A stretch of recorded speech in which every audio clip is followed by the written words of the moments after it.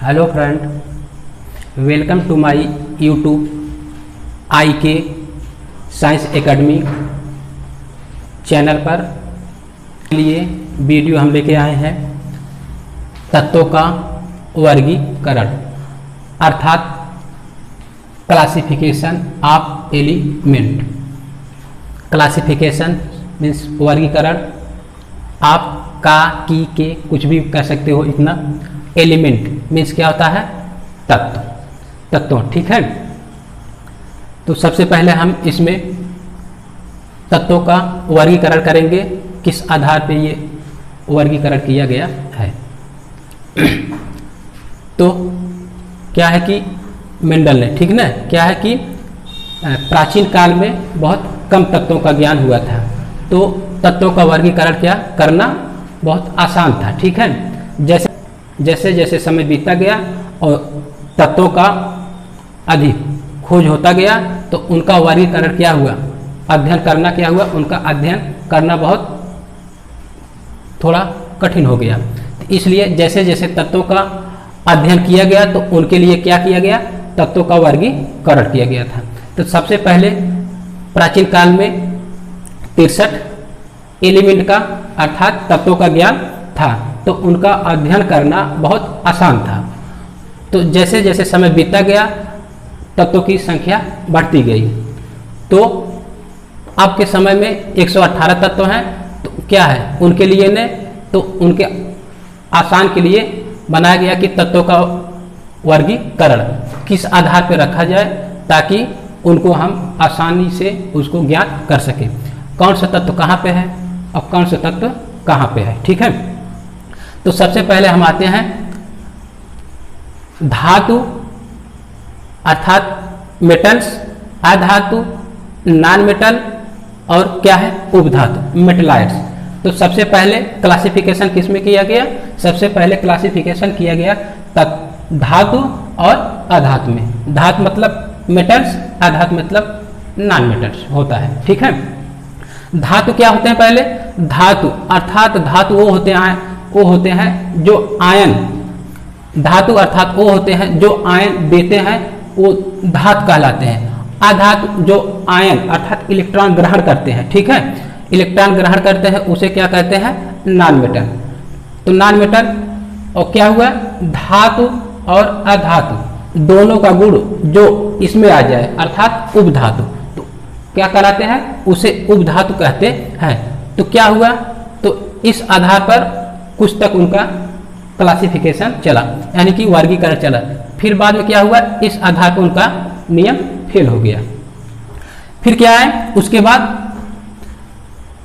उनका तत्वों का वर्गीकरण करने में कई वैज्ञानिक हैं। तो सबसे पहले कौन है?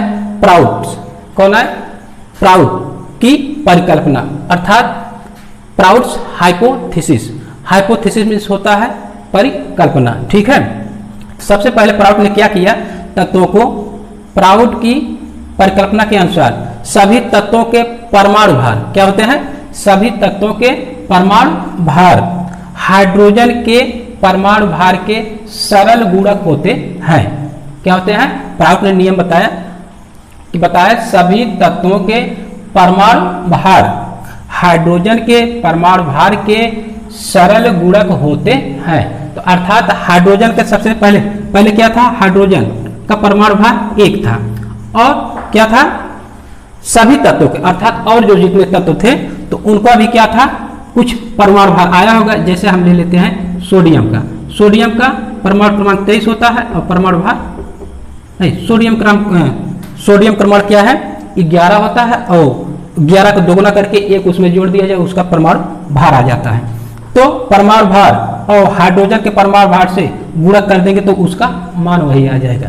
तो क्या हुआ, तो प्राउड की परिकल्पना यहां तक तो सिद्ध है कि सभी तत्वों के परमाणु भार हाइड्रोजन के अर्थात हाइड्रोजन के परमाणु भार के सरल गुणक होते हैं। अगर इसका परमाणु भार इसका परमाणु भार से गुणा किया जाए तो वही आएगा, तो ठीक ना।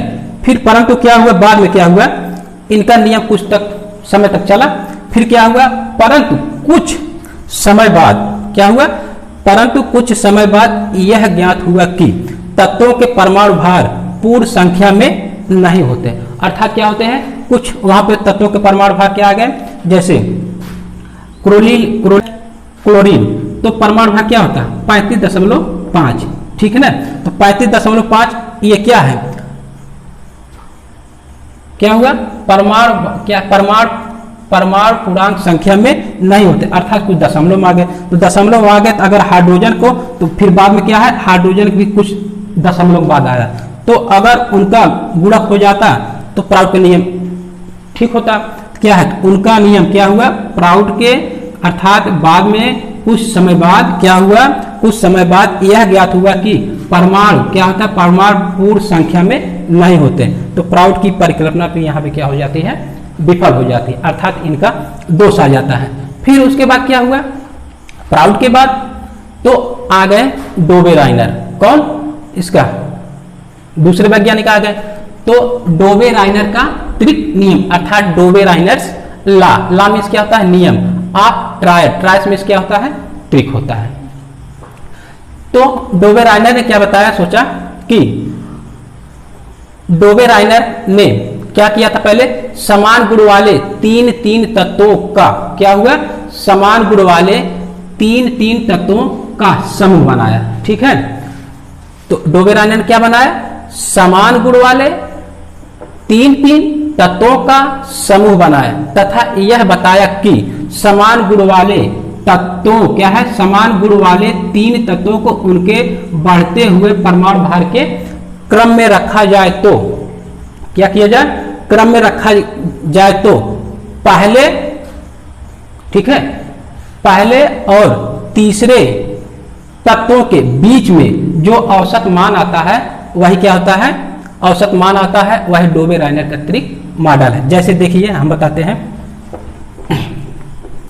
देखिए जैसे हम ले रहे हैं लिथियम ले रहे हैं, सोडियम ले रहे हैं और पोटेशियम ले रहे हैं। तो पहले इसमें से हम देखते हैं कि समान गुण कैसे है, पहले इसमें देखते हैं कि कैसे इसमें समान गुण है। तो पहले ये ध्यान देंगे, समान गुण तो परमाणु क्रमांक होता है 3, सोडियम का परमाणु क्रमांक ये होता है 11 और पोटेशियम का परमाणु क्रमांक होता है 19। इतना हो गया।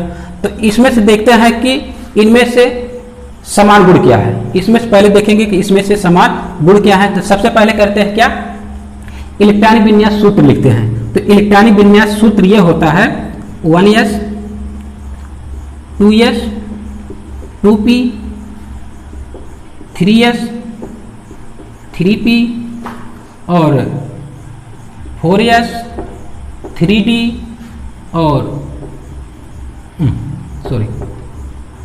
4p डॉट इसके और आगे हैं, तो आगे बाद में हम बताएंगे। तो पहले यहीं से देख लिया जाता है इसमें कि इसमें से समान गुण कौन सा है, ठीक है।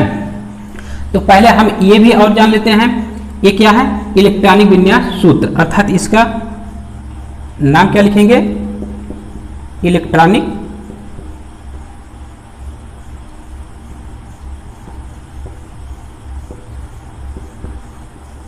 विन्यास सूत्र ये है।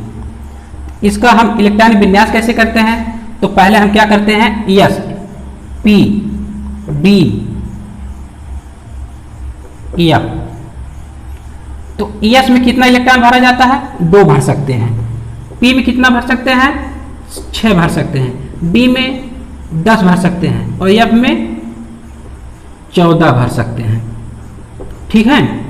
तो इसी हिसाब से, इसी क्रम से हम इस इलेक्ट्रॉनिक विन्यास के सूत्र में हम इलेक्ट्रॉन का भराव करते हैं। जैसे देख लिया जाए, एस में 1 कक्षक बनता है, पी में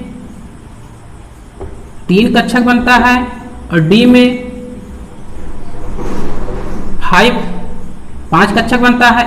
1 2 3 4 1 5। एफ में 7 कक्षक बनते हैं, जैसे 1 2 3 4 5 6 1 7। ये इतना क्या है, ये कक्षक है, ये क्या है,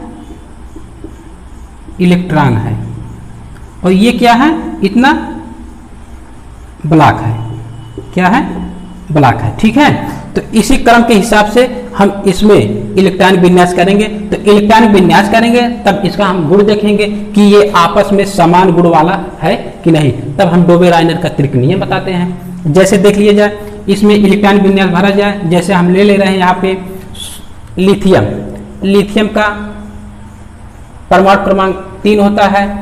3 के लिए हम इस फार्मूला से इसको हम रखेंगे। पहला क्या रखेंगे, 1 है, 1 यस है, तो कितना भरेंगे, 2 भरेंगे, अर्थात यहाँ का कितना इलेक्ट्रॉन बचा, 1 इलेक्ट्रॉन, 2 पे यहाँ पे चला आया, बचा इतना, यहाँ पे 1 बचा।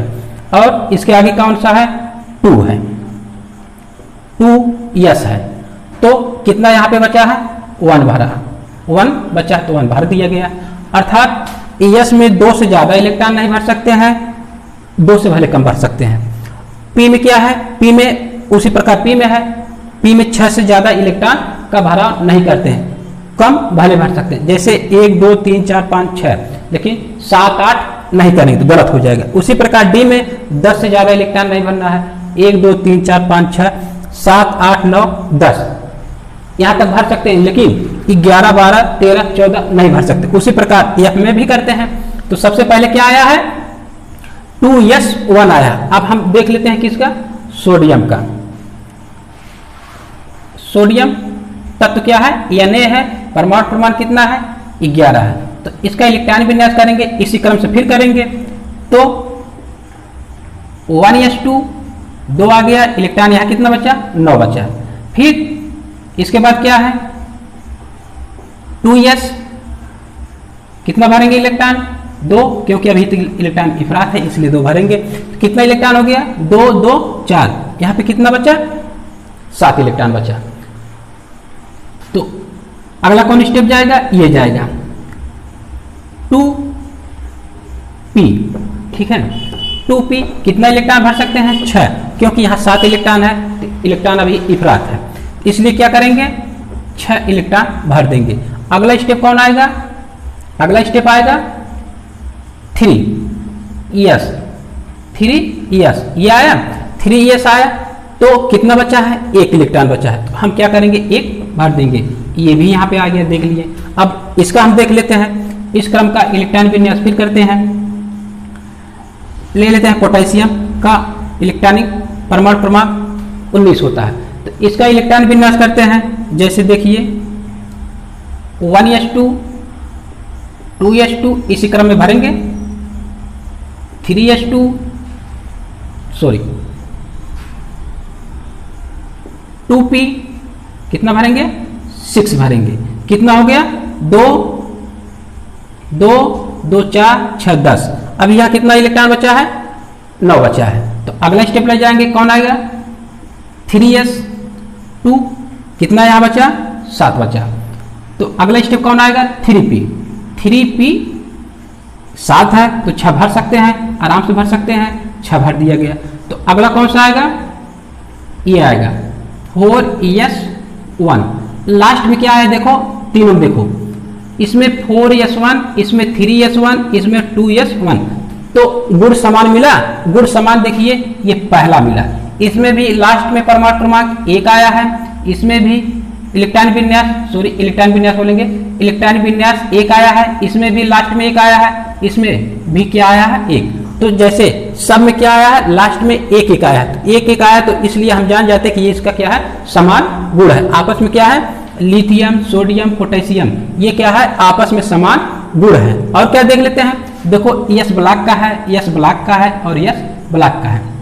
जैसे एक समूह बनाते हैं, समूह बनाएंगे, इसलिए किस समूह में रखा जाता है, यस, एक होता है यस और पहला समूह ये बोलते हैं, इसलिए लिथियम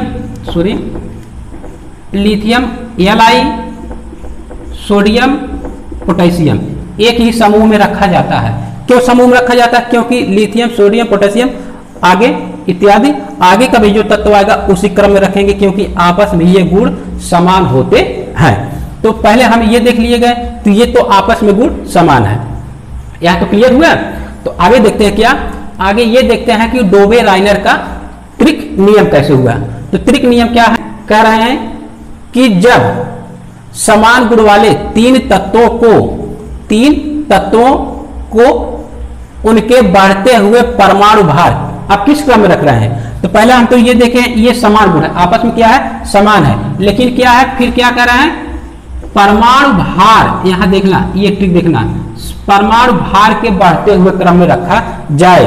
क्या है, लिथियम, अगर 3 तत्वों को लिए जाए, लिथियम, सोडियम, पोटेशियम को अगर हम परमाणु भार के बढ़ते हुए क्रम में रखेंगे तो बीच वाला तत्व, ये क्या है, पहले और तीसरे के बीच वाले तत्व में जो औसत मान आता है वही क्या होता है, डोबे-रायनर का त्रिक मॉडल होता, अर्थात त्रिक नियम होता है। जैसे देखो यहाँ पे, तो जैसे देखिए लिथियम का परमाणु भार 3 दूनी 6, 1 जोड़ दिया जाए कितना हो जाएगा, 7। ठीक उसी प्रकार सोडियम का परमाणु भार निकालेंगे 11, 11 दूनी 22, 22 1 23, 1 जोड़ दिया जाएगा परमाणु भार आ जाएगा। उसी प्रकार 19, 19 दूनी 38 और 1 जोड़ दिया जाए कितना हो जाएगा, 39। चलिए मान लीजिए हमें ये नहीं पता है औसत मान कैसे देखना है, ये तो हम बता दिए, ठीक ना, ये भी मिटा दे रहे हैं। तो क्योंकि डोबे-रायनर के त्रिक नियम बताना है, वो तो बता रहे थे समान गुण कैसे होता है। तो त्रिक नियम क्या है, सबसे पहले क्या किए थे डोबे-रायनर ने समान गुण वाले 3 तत्वों का समूह बनाया। क्या बनाया, 3 तत्वों का समूह बनाए। तो समूह बनाया तो फिर क्या किए, समूह बनाया तथा यह बताया कि समान गुण वाले, क्या है, समान गुण, तो क्लियर हो गया कैसे समान गुण हम देखे हैं, क्योंकि लास्ट में इसका इलेक्ट्रॉन विन्यास करेंगे, लास्ट में 1 आएगा, अर्थात एक ही समूह में इसलिए रखा गया है, अर्थात इनका भौतिक गुण और रासायनिक गुण आपस में मिलता है, इसलिए एक समूह में रखा जाता है। जैसे यहाँ इधर चार्ट लगा है, यहाँ देखेंगे तो वही चीज मिलेगा, ठीक है। तो क्या है, समान गुण वाले 3 तत्वों को उनके बढ़ते हुए परमाणु भार के क्रम में रखा जाए। अगर समान गुण वाले तत्वों को बढ़ते हुए, तो भाई बढ़ते हुए क्रम में रखेंगे, घटते हुए नहीं, बढ़ते हुए क्रम में रखा जाए, तो पहले और तीसरे के बीच में जो औसत मान आता है वही डोबे-रायनर का त्रिक नियम होता है। जैसे देखिए ले लेते हैं 7 धन 39, तो एक तत्व ये है, एक तत्व ये है, तो हो गए 2, हो गया 2 इक्वल टू क्या आ गया, 7 धन 39 को जोड़ेंगे कितना आ जाएगा 9 और 7 कितना हो जाएगा 16, 1 हो गया, 6 हो गया और 3 1 4, 46/2 काट दिया जाएगा, कितना आ जाएगा 23, अर्थात सोडियम का परमाणु भार क्या आ गया 23। यही क्या है, डोबे-रायनर का त्रिक नियम। लेकिन डोबे-रायनर भी पूर्ण रूप से नहीं चल पाए। क्यों नहीं चल पाए, क्योंकि पोटेशियम, अर्थात पोटेशियम तक ले लेते हैं, कैल्शियम तक ही उनका नियम चला।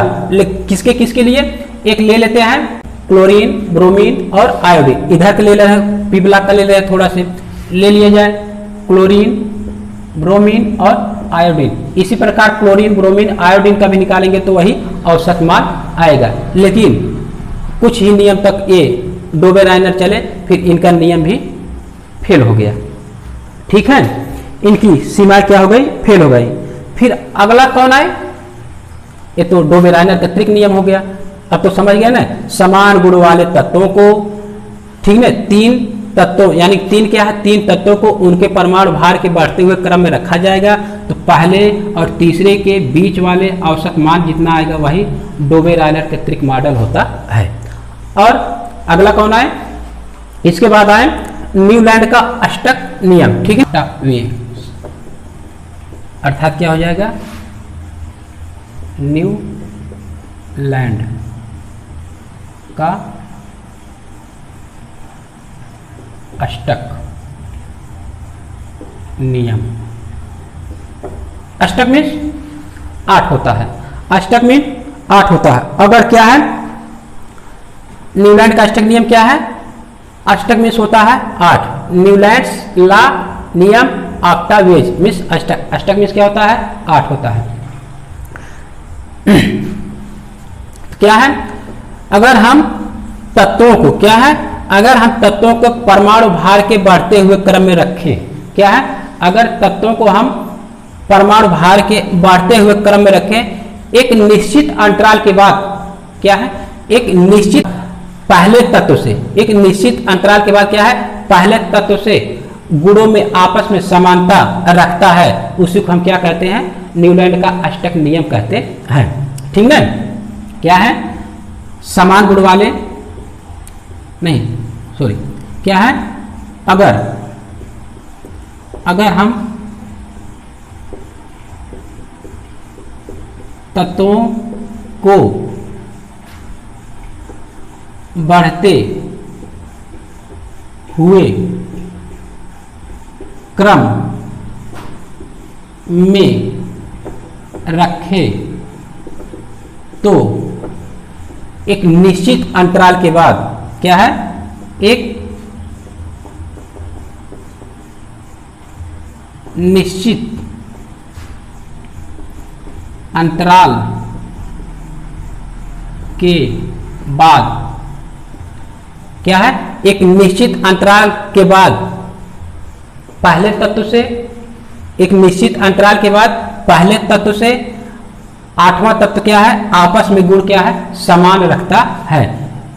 निश्चित अंतराल के बाद पहले तत्व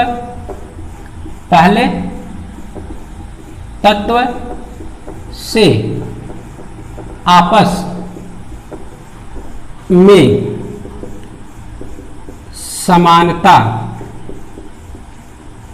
रखता है। ठीक है, उसी को क्या कहते हैं, न्यूलैंड का अष्टक नियम कहते हैं। तो इसी को हम न्यूलैंड का अष्टक नियम कहते हैं। जैसे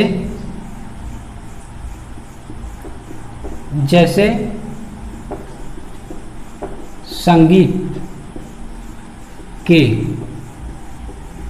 स्वर में देखिए, सा क्या है, थोड़ा मिटा दें, सा रे गा मा पा धा नी, फिर क्या आया, फिर आगे आपका यहां से लिख दे रहे हैं सा।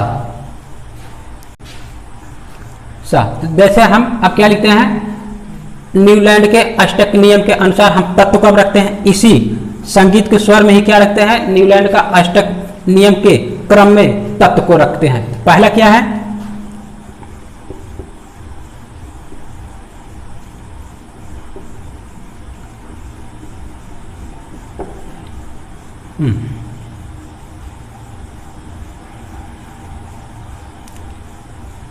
Lithium, beryllium, boron, carbon, nitrogen, oxygen, fluorine, और फिर इसके बाद क्या आएगा, सोडियम। क्या है, देखिए न्यूलैंड का अष्टक, न्यूलैंड के समय में जीरो ग्रुप का खोज तक नहीं हुआ था। ठीक है, तो देखते हैं, जैसे देखेंगे सा रे गा मा पा धा नी सा, तो आठवां तत्व कौन आया, सोडियम। 1 2 3 4 5 6 7, आठवां तत्व कौन आया, सोडियम आया। तो सोडियम क्या है, पहले तत्व से आपस में समानता रखता है। उसी प्रकार और हम ले लेते हैं,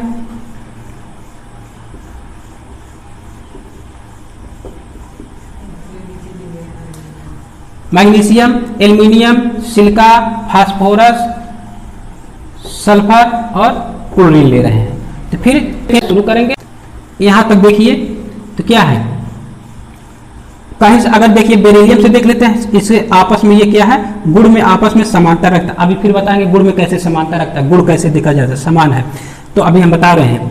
देखिए पहले लिथियम तक देखा गया, यहां तक गया चला गया।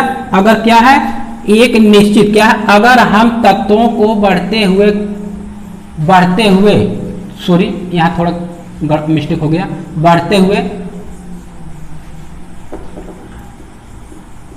परमाणु भार के क्रम में रखा जाए तो एक निश्चित अंतराल के बाद पहले तत्व से आपस क्या है, पहले तत्व से आठवां तत्व, या कह सकते हैं पहले तत्व से आठवां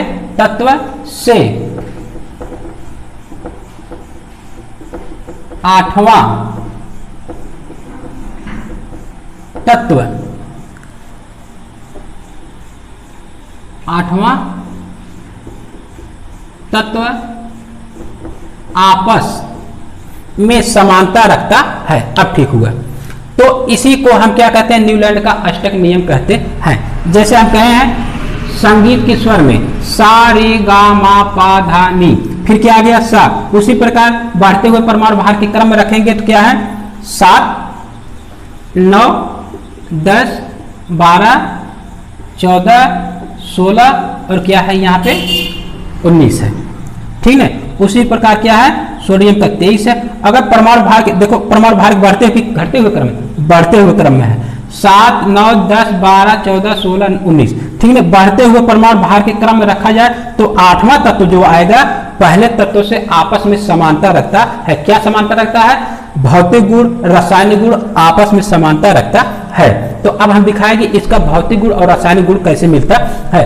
उसी प्रकार जैसे हम इलेक्ट्रॉन विन्यास सूत्र किए थे, लिथियम का परमाणु क्रमांक 3 होता है, इलेक्ट्रॉन विन्यास करेंगे 1s 2s1। उसी प्रकार सोडियम का देखा जाए 11 होता है, इलेक्ट्रॉन विन्यास करेंगे 1s2 2s2 2p6। इसके बाद क्या आएगा 3s1।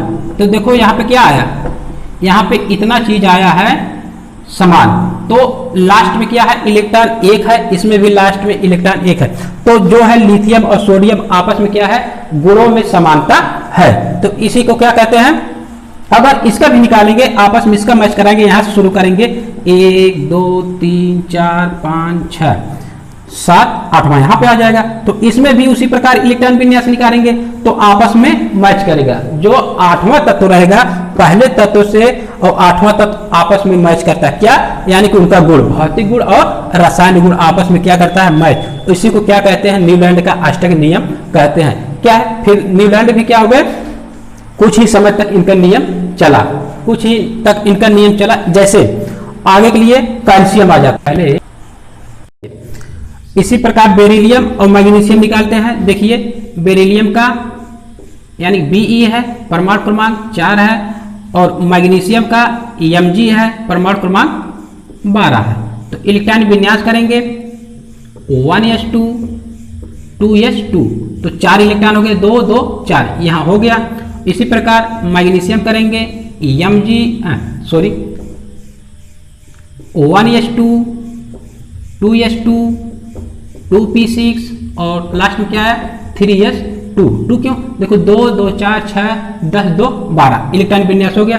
तो लास्ट में क्या आया है यहाँ पे s2, यहाँ भी क्या आया लास्ट में s2। तो आपस में गुण क्या है, ये आपस में गुण क्या है समान है। जैसे ये देख लीजिए दूसरे समूह का ये भी है, दूसरे समूह का ये भी, लेकिन यहाँ भी थोड़ा हम बता दे रहे हैं ये आवर्त है। क्या है देखेंगे तो आवर्त सारणी में ये दूसरे आवर्त का है और ये तीसरे आवर्त, लेकिन समूह क्या है दोनों का 2a बोला जाता है। तो आपस में क्या है गुण समान है। तो अर्थात उसी प्रकार जैसे हम संगीत के स्वर में चलेंगे, लास्ट में जो सा आएगा और पहले का सा आपस में मैच करेगा, उसी प्रकार लिथियम और सोडियम आपस में मैच करेगा, बेरिलियम मैग्नीशियम आपस में मैच करेगा। फिर यहाँ से अगर शुरू करेंगे 1 2 तो बोरान और एल्युमिनियम का आपस में मैच करेगा। लेकिन क्या है न्यूलैंड ने ही कुछ समय तक इनका नियम चला। नियम क्यों चला, फिर आगे तक क्यों फेल हो गया? क्योंकि बाद में जीरो ग्रुप खोजा गया। ठीक ना, क्या हुआ बाद में जीरो ग्रुप की खोज हुई और फिर क्या हुआ कैल्शियम के बाद वाले भी जितने तत्व आए तो फिर क्या हुआ इनका नियम विफल हो गया। दिखाते हैं हम, जैसे ले रहे हैं लिथियम बेरिलियम कार्बन नहीं boron carbon nitrogen oxygen fluorine, इसके बाद क्या आया, जीरो ग्रुप का नियॉन आ गया। फिर तब इसके बाद क्या आया, सोडियम आया। अब देखेंगे जब जीरो ग्रुप का खोज हो गया तो इनका नियम फेल हो गया। जैसे 1 2 3 4 5 6 7 8वां तत्व क्या हुआ, नियॉन आ गया। तो नियॉन क्या इससे मैच कर रहा है, नहीं, नियॉन इससे लिथियम से नहीं मैच कर रहा है, क्योंकि 8वां तत्व इसका ये आ गया। तो इसका इलेक्ट्रॉनिक विन्यास करेंगे, देखेंगे तो क्या आ रहा है, 1s2 2s2 2p6, क्योंकि इसका परमाणु क्रमांक 10 होता है। तो 10 होता है, देखिए तो यहाँ पे क्या आया, 2p6 आया है, यहाँ पे p6 आया है। और लेकिन यहाँ पे देखेंगे 1s2 2s1, क्योंकि इलेक्ट्रॉनिक विन्यास परमाणु क्रमांक 3 होता है। तो इलेक्ट्रॉनिक विन्यास इसमें क्या आया है, देखो s1, इसमें लास्ट में 1 s1 आया है और इसमें लास्ट में p6 आया है। तो आपस में क्या मैच समानता है, नहीं। तब जीरो ग्रुप का ये क्या है, जीरो ग्रुप का है। तो जब जीरो ग्रुप का खोज हुआ तो न्यूलैंड का अष्टक नियम क्या हो गया, विफल हो गया। उसी प्रकार कैल्शियम के बाद जब पोटेशियम और कैल्शियम के बाद चला गया तो इसमें सब कितने आ गए, 18 तत्व आ गए। कितने आ गए, 18 इस आवर्त में आ गए। तो जिसका अब ये क्रम चलेंगे तो 8वां तत्व कहीं यहाँ पे आ गया, इसलिए क्या इनका नियम बाद में क्या हुआ, विफल हो गया। चलिए दोस्तों, आज के लिए बस हम इतना ही समाप्त करते हैं।